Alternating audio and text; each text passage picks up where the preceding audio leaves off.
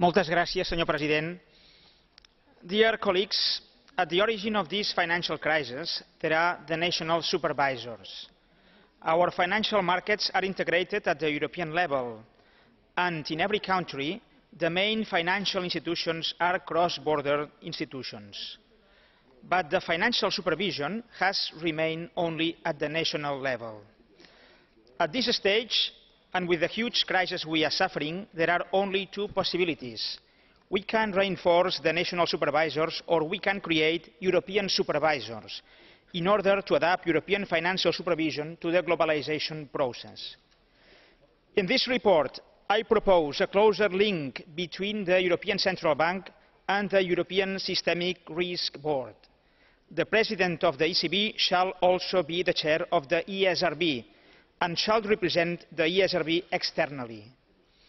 In my opinion, the European Central Bank has gained credibility and has become an institution of worldwide renown in this financial crisis. It has been recognized all over the world and also by some Anglo-Saxon experts as David Marsh, the chairman of the London and Oxford Group.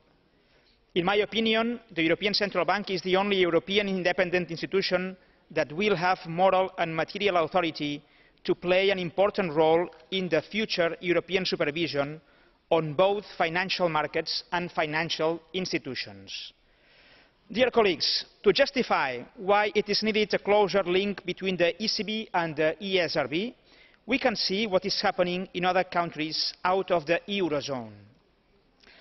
3 weeks ago, it was my pleasure to read in the Financial Times that Mr. George Osborne, the UK Conservative Finance Minister, has decided the biggest overhaul of city regulation since 1997.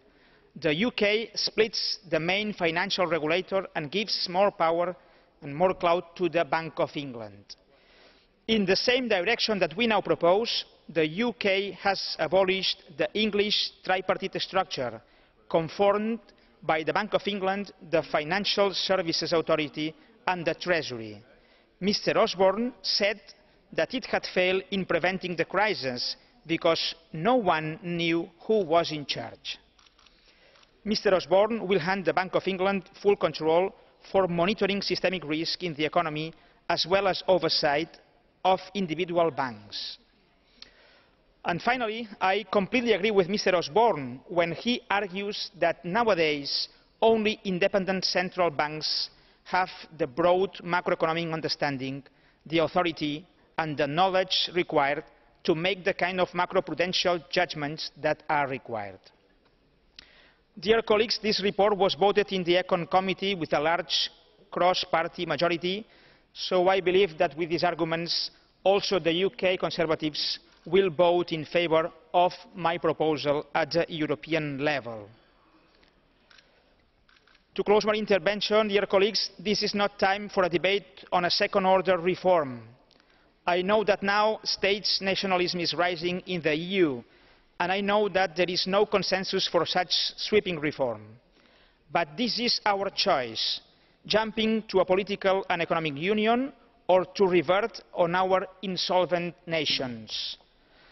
And let me say at the end that, in my opinion, only a closer and a stronger union can save the Eurozone.